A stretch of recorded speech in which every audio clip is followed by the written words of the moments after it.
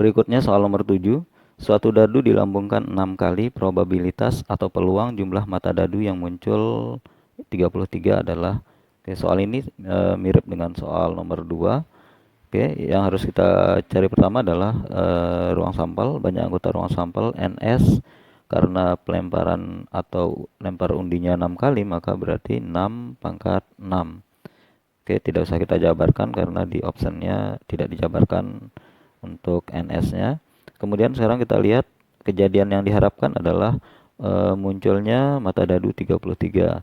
Oke, kemungkinan kejadiannya, oke, kita tulis yang berjumlah 33. Oke, kita daftarkan yang berjumlah 33, 5, 6, 6. Ini totalnya 15 ditambah 18. Oke, betul 33. Kemudian tinggal kita geser kombinasi angka-angka ini. Kalau kita geser 5-nya 1 ke 5 yang lain, maka hasilnya nanti 4, 5, 6, 6, 6, 6. Oke, kita geser satu lagi, 4. Kita ambil angkanya 1, maka tinggal 3. Kemudian geser ke 5 menjadi 6, 6, 6, 6, 6. Ya, sepertinya cuma ini angka-angka yang kemungkinan yang bisa muncul. Tinggal kita hitung nilai dari kemungkinan-kemungkinan ini dengan menggunakan rumus permutasi dengan unsur-unsur yang sama. Di sini 6, 5-nya muncul 3 kali, 6-nya muncul 3 kali, maka 6 faktorial dibagi 3 faktorial, 3 faktorial. Ini nilainya adalah 6 kali 5 kali 4. Oke, 3-nya kita coret, dibagi 3 faktorial, lagi 1. Tinggal dicoret 6 dengan 3 faktorial, hasilnya adalah 20. Kemudian selanjutnya yang kedua, di sini ada 4 angka 6 yang sama, sehingga 6 faktorial dibagi 4 faktorial, sehingga 6 kali 5 sama dengan 30. Terakhir 6 faktorial dibagi 5 huruf 6 yang sama, 5 angka 6 yang sama, berarti 5 faktorial, ini nilainya adalah 6. Sehingga kita totalkan jumlah kemungkinan kejadiannya adalah, kita misalkan dengan NA, itu nilainya adalah 20 ditambah 30 ditambah 6 adalah 56. Maka peluang munculnya mata dadu berjumlah 33 adalah NA dibagi NS, yaitu 56 dibagi 6 pangkat 6. Sehingga jawaban yang tepat adalah E. Selanjutnya soal nomor 8. Diketahui barisan 2, min 1, 5, min 7, 17, dan seterusnya merupakan hasil penjumlahan dari barisan 1, 1, 1, dan seterusnya, dan 1, min 2, 4, min 8, dan seterusnya. Fungsi pembangkitnya adalah, oke, yang perlu kita ingat rumus dari fungsi pembangkit. Jadi kalau suatu barisan bilangan real A1, A2, A3, dan seterusnya, maka fungsi pembangkitnya adalah Px sama dengan A1 ditambah A2x ditambah A3x pangkat 2 ditambah A4x pangkat 3, dan seterusnya. Nah, sehingga sekarang hasil penjumlahan barisan ini yaitu 1, 1, 1, 1, dan seterusnya, ditambah dengan 1, min 2, 4, min 8, dan seterusnya. Ini fungsi pembangkitnya Px sama dengan, berarti 1 ditambah 1 kali X berarti 1X atau X. Kemudian yang ketiga 1 kali X kuadrat berarti X pangkat 2, kemudian X pangkat 3, dan seterusnya. Kemudian ditambah dengan yang ini 1, kemudian min 2 berarti min 2X, kemudian plus 4 berarti 4X pangkat 2, kemudian min 8 berarti min 8x pangkat 3 dan seterusnya. Nah, sekarang penjumlahan barisan ini kita sederhanakan menggunakan rumus jumlah tak hingga barisan geometri. Ya, rumus jumlahnya tak hingganya S tak hingga sama dengan A per 1 min R. Oke, di sini untuk yang barisan pertama, suku pertama atau A-nya adalah 1, rasionya adalah X dibagi 1 adalah X, sehingga ini bisa disederhanakan menjadi 1 per 1 min R. R-nya adalah X per 1 berarti X. Kemudian untuk barisan yang kedua, suku pertamanya juga 1 dibagi dengan 1 min rasionya berarti min 2x dibagi 1 adalah min 2x. Oke, sehingga kita sederhanakan lagi 1 per 1 min x ditambah 1 per 1 ditambah 2x. Oke, tinggal kita samakan penyebutnya. Berarti 1 min x dikali 1 ditambah 2x. Oke, yang penyebutnya 1 min x tinggal kita kali silang, berarti 1 ditambah 2x ditambah 1 min x kali 1 berarti 1 min x. Kita sederhanakan menghasilkan berarti 1 ditambah 1 adalah 2, 2x dikurangi x adalah x, berarti 2 ditambah x dibagi dengan 1 min x 1 ditambah 2x. Oke, jadi fungsi pembangkitnya adalah 2 ditambah x per 1 min x kali 1 ditambah 2x, sehingga jawabannya adalah C.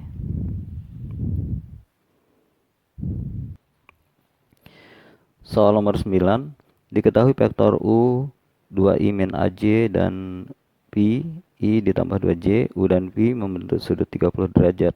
Tentukan jumlah semua nilai A yang memenuhi. Oke, kita jawab.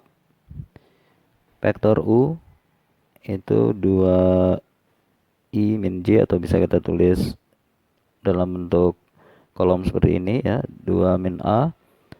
Nah, dari sini kita peroleh besar vektor U-nya adalah tinggal kita kuadratkan, berarti 2 akar dari 2 kuadrat ditambah min A pangkat 2. Ini nilainya adalah akar dari 4 ditambah A pangkat 2. Kemudian vektor P itu I ditambah 2J, atau kita tulis dalam kolom berarti 1, 2. Dan besar vektor P-nya itu sama dengan akar dari 1 pangkat 2 ditambah 2 pangkat 2, atau 1 ditambah 4, jadinya berarti akar 5. Oke, jadi yang perlu kita ingat adalah rumus dari U dot P. U dot P itu merupakan U dot P itu sama dengan besar U dikalikan besar P cos 30 derajat, atau cos sudut yang dibentuk oleh vektor U dan P. Sekarang tinggal kita masukkan angka-angka yang bersesuaian, sehingga dari sini kita peroleh cos 30 derajat itu sama dengan U dot P dibagi besar U dikali besar P. U dot P nya berarti tinggal kita kali ya, yang bersesuaian berarti 2 kali 1, yang I kali I, J kali J, berarti 2 kali 1 adalah 2. Kemudian min A kali 2 berarti min 2A. Oke, dibagi dengan akar dari 4 ditambah A pangkat 2 dikali akar 5. Sementara cos 30 derajat sendiri nilainya adalah akar 3 per 2, atau setengah akar 3. Oke, kita tulis saja di sini ya, sama dengan cos 30 derajat itu sama dengan akar 3 per 2. Tinggal kita kali silang. Berarti 2 kali 2 min 2A menghasilkan 4 min 4A, sama dengan kemudian akar 3 kali akar 5 adalah akar 15. Akar 15 dikalikan akar 4 ditambah A pangkat 2 menghasilkan 60 ya. 60 ditambah 15A pangkat 2. Nah, kemudian kedua ruas kita kuadratkan sehingga 4 min 4A pangkat 2 ini kuadratnya hilang, maka 60 ditambah 15A pangkat 2. Kemudian kita jabarkan yang sebelah kiri, berarti 4 kuadrat adalah 16, min 2 kali 4 8, 8 kali min 4 adalah min 32A, ditambah min 4A dikuadratkan menjadi 16A pangkat 2, sama dengan 60 ditambah 15A pangkat 2. Kita gabung semuanya, kita pindah ruas ke sebelah kiri ya, sehingga menghasilkan 16A kuadrat dikurangi 15A kuadrat adalah A pangkat 2. Kemudian min 32A. Kemudian 16 dikurangi 60 sama dengan min 44. Sama dengan 0. Oke, dari bentuk terakhir ini kita dapatkan bentuk persamaan kuadrat A pangkat 2 min 32A min 44 sama dengan 0. Sekarang yang akan kita cari adalah jumlah semua nilai A yang memenuhi, maka tinggal A1 ditambah A2, karena persamaan kuadrat tinggal kita gunakan rumus jumlah persamaan kuadrat, maksudnya rumus jumlah akar-akar persamaan kuadrat, yaitu min B per A. B-nya adalah min 32 dan A-nya adalah 1 ya, sehingga min 32 dibagi 1, min ketemu min positif, berarti 32 dibagi 1 adalah 32, sehingga jawabannya adalah B.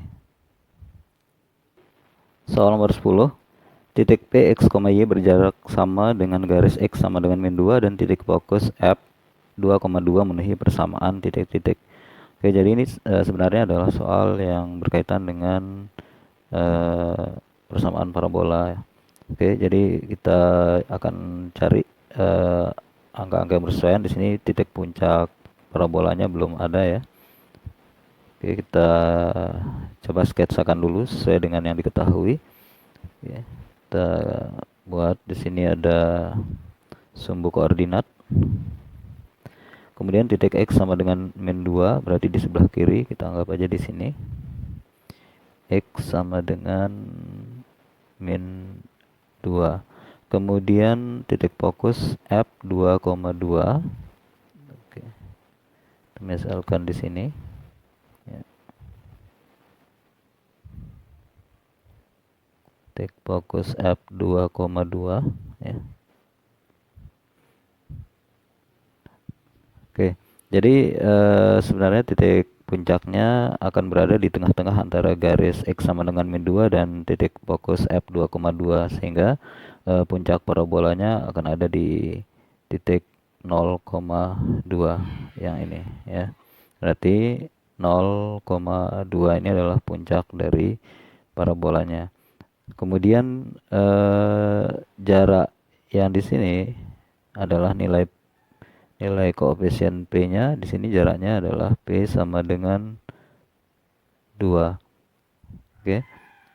Rumus persamaan parabola yang terbuka ke kanan yaitu Y min YP pangkat 2 sama dengan 4P dikalikan X min XP. Jadi XP dan YP ini adalah titik puncaknya ya, yang ini XP, YP atau 0,2. Kemudian P-nya adalah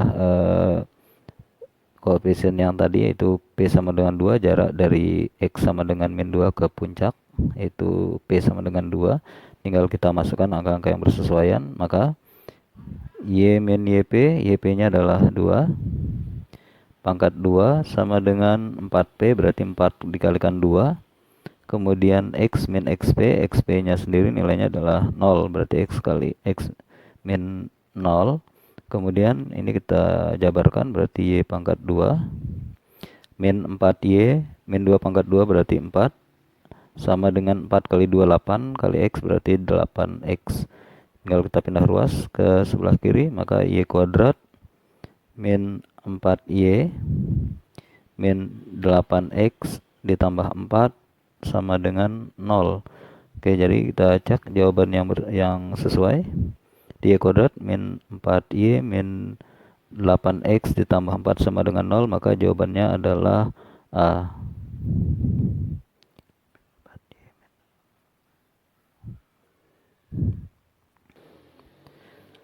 Soal nomor 11, bayangan garis X min Y ditambah 3 sama dengan 0 dicerminkan terhadap garis X sama dengan min 1 adalah, oke, ini soal yang terkait dengan transformasi geometri. Jadi yang perlu kita ingat adalah rumus untuk mencari hasil bayangan titik X, Y jika dicerminkan terhadap garis X sama dengan H. Jadi kalau ada titik X, Y dicerminkan terhadap garis X sama dengan H, maka bayangan X aksen Y aksennya ini itu sama dengan 2H min X di koma Y. Nah, sekarang kita lihat di sini X-nya sama dengan min 1, maka untuk X sama dengan minus 1, maka bayangan X aksen Y aksennya adalah sama dengan 2 dikali min 1 dikurangi X, Y, atau sama dengan min 2 min X, Y. Selanjutnya kita substitusikan ke garis asal. Oke, garis asalnya ada di sini ya, yaitu X min Y ditambah 3. Maka kita peroleh bayangannya yaitu X-nya kita ganti dengan min 2 min X, kemudian min Y, berarti Y-nya tetap Y, kemudian ditambah 3 sama dengan 0. Tinggal kita jabarkan, berarti min 2 min X min Y ditambah 3 sama dengan 0. Berarti min X min Y min 2 ditambah 3 itu sama dengan 1, sama dengan 0. Nah, karena di optionnya tidak tersedia yang X-nya negatif, tinggal kita kali negatif kedua ruas sehingga diperoleh min kali min X berarti plus X, berarti min Y berarti plus Y, kemudian plus 1 kali min berarti min 1 sama dengan 0, sehingga jawabannya adalah C. Soal nomor 12, fx sama dengan 2a ditambah x pangkat 2 gx x ditambah 2 pangkat 4. Jika f aksen 1 sama dengan g aksen 1, berapakah nilai a? Oke, berarti kita akan turunkan dulu fungsi fx dan gx ini ya. Nah, di sini bentuknya ada pangkatnya, berarti kita akan gunakan aturan rantai. Jadi kalau ada fungsi fx sama dengan gx pangkat n, maka turunannya f aksen x sama dengan n yang kali ke depan gx, kemudian pangkatnya kurangi 1, dan di dalam kita turunkan lagi 1 kali.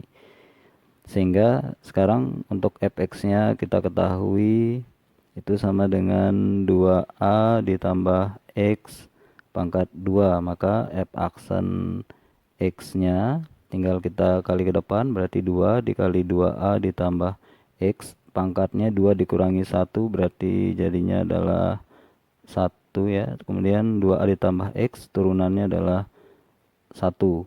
2a turunannya 0, x turunannya adalah 1, sehingga kalau disederhanakan menjadi 2 dikali 2a ditambah x, atau 4a ditambah 2x. Kemudian bentuk yang kedua, gx itu x ditambah 2 pangkat 4, sehingga g aksen x-nya itu sama dengan 4, x ditambah 2, 4 dikurangi 1 jadinya 3, kali 1, x tambah 2 turunannya adalah 1, sehingga bentuk sederhananya adalah 4 kali x ditambah 2 pangkat 3. Sekarang kita masukkan f aksen 1 dan g aksen 1, sehingga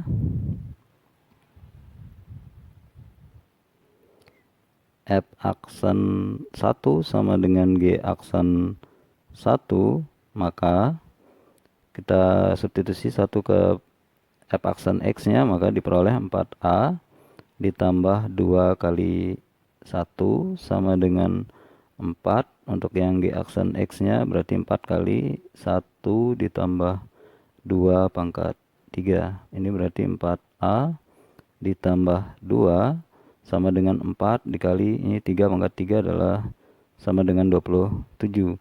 Sehingga 4A ditambah 2 itu sama dengan 4 kali 27 sama dengan 108. Ya, 108. Sehingga 4A sama dengan 108 dikurangi 2 adalah 106. Sehingga A sama dengan 106 dibagi dengan 4. Oke, ini bisa sama-sama bagi 2. Kita bagi 2 berarti 53. 4 bagi 2 adalah sama dengan 2. Sehingga jawabannya adalah 53/2. Jawabannya D.